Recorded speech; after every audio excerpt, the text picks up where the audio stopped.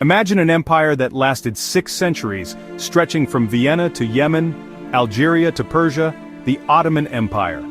It was a powerhouse of history, home to immense wealth, art, and powerful armies.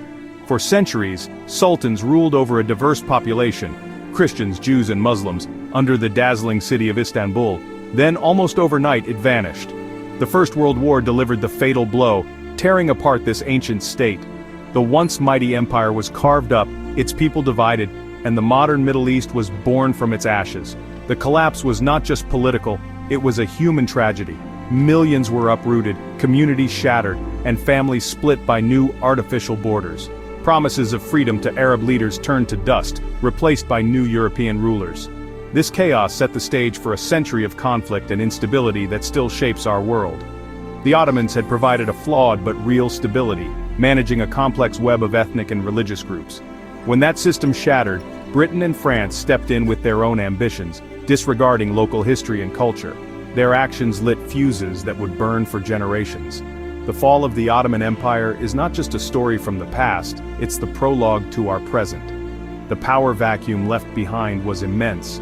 Into this void, colonial powers imposed their will, redrawing borders with little regard for the people living there. The consequences were catastrophic, fueling resentment and unrest. The world map changed, but the wounds ran deep. Understanding this collapse is key to understanding today's Middle East. The empire's end was sudden, but its legacy is everywhere. The story begins with the fall, but it doesn't end there. The Ottoman Empire began as a small Turkish state in Anatolia around 1300, founded by Osman I. Driven by military skill and pragmatism, the Ottomans expanded, absorbing neighbors and building a powerful army. They crossed into Europe, conquering city after city in the Balkans, masters of siege warfare and gunpowder. Their elite janissaries became legendary. By the early 1400s, they surrounded the last remnants of the Byzantine Empire, Constantinople. In 1453, Sultan Mehmed the Conqueror captured the city after a dramatic siege, ending the Roman Empire and transforming Constantinople into Istanbul. This victory sent shockwaves through the Christian world and established the Ottomans as a dominant power. With Istanbul as their capital, they expanded further. Sultan Selim I conquered Syria and Palestine, Egypt, and the holy cities of Mecca and Medina. His son Suleiman the Magnificent pushed the empire's borders to their greatest extent.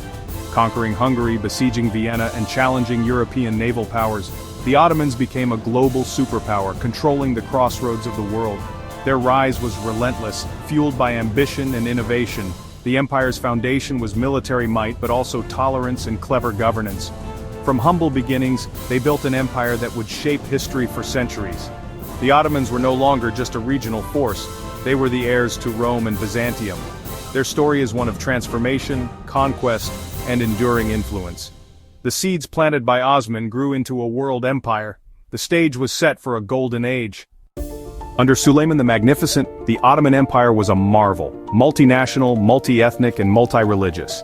Istanbul, Aleppo, and Cairo bustled with diversity, languages, and cultures. The millet system allowed religious communities autonomy, letting Christians, Jews, and others govern their own affairs. This pragmatic approach fostered relative peace among faiths for centuries. The empire was a center of culture and intellect. Sinan's architecture, exquisite art, and advances in science flourished. A sophisticated bureaucracy managed daily life, while the Janissaries and a powerful navy projected strength. The Ottomans controlled vital trade routes and immense resources. Their administration was complex but effective, holding together a vast, diverse realm. For a time, the Ottoman Empire was the world's superpower. Its golden age left a mark on history that endures today. The empire's peak was a time of creativity, power, and coexistence, but beneath the surface, challenges loomed. The seeds of decline were already being sown.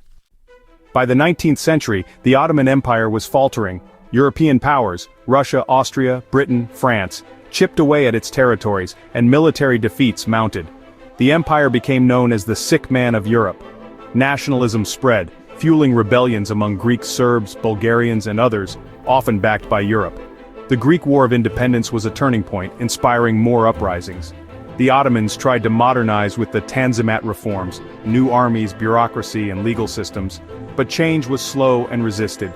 European interference deepened, with loans and economic control tightening their grip. The empire's debt gave Europe leverage, and claims to protect Christian minorities became excuses for meddling. By 1900, the Ottomans had lost most European lands and economic independence. The empire was a shadow of its former self, weakened from within and without. The stage was set for its final act. The world was changing, and the Ottomans struggled to keep up. Reform came too late to save the empire. The old order was crumbling. The empire's decline was slow but relentless. The end was near, and the consequences would be global. The Ottoman twilight would soon give way to chaos. The final chapter was about to begin. In 1914, World War I erupted, forcing the Ottoman Empire to choose sides. The Young Turks, now in power, allied with Germany, hoping to revive their fortunes. The war turned the Middle East into a battleground. Ottomans fought Russians, British, and others on multiple fronts. The strain was immense. The empire was already exhausted. Britain sought allies within the empire and found Sharif Hussein of Mecca, who dreamed of Arab independence. British agents, including T.E. Lawrence, promised support for an Arab kingdom if the Arabs revolted against Ottoman rule. The Arab Revolt began in 1916 with guerrilla attacks on Ottoman supply lines and towns. Arab fighters, led by Hussein's sons and advised by Lawrence, became a thorn in the Ottoman side. The revolt tied down Ottoman troops and fueled hopes of freedom. The Arabs believed in British promises, fighting for a future of self-rule. But behind the scenes, a different plan was unfolding. The war pushed the Ottoman Empire to its breaking point. The alliance with Germany would prove disastrous. The empire's fate was sealed on the battlefields and in secret negotiations. The dream of Arab independence was about to collide with harsh reality. The seeds of betrayal were sown. The endgame had begun. While Lawrence promised independence to the Arabs, Britain and France secretly plotted to divide the region. In 1916, the Sykes-Picot Agreement drew a line across the Middle East, splitting it into British and French zones. The plan ignored Arab aspirations and the promises made to Sharif Hussein. The Middle East became a chessboard for colonial ambitions, with no regard for its people. The Arabs, unaware, fought on, capturing Damascus and dreaming of unity. But the secret deal was exposed when the Bolsheviks published it, revealing the betrayal. The news was a bombshell, shattering Arab trust in the West. The sacrifices of the Arab revolt seemed wasted. Independence was a lie. Britain and France had used the Arabs, then cast them aside. The Sykes-Picot line became a symbol of broken promises and colonial arrogance. This betrayal planted seeds of bitterness that would last generations. The dream of a unified Arab nation was crushed. The new order was built on deception. The consequences would echo for a century. The scars of Sykes-Picot still shaped the region. The betrayal was not just political, it was deeply personal for those who fought. The Middle East would never be the same. The legacy of this deal endures. After World War I, Britain and France imposed their mandates, turning Ottoman provinces into artificial states.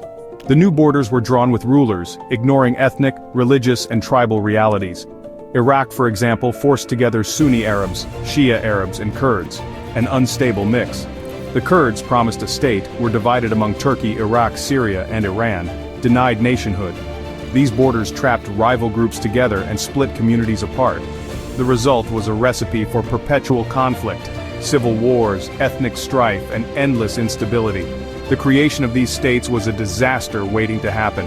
The European powers prioritized their interests, especially oil, over the well-being of the people. The new nations lacked legitimacy and unity. The seeds of modern Middle Eastern conflicts were sown in these careless lines. The region's wounds are rooted in this colonial cartography.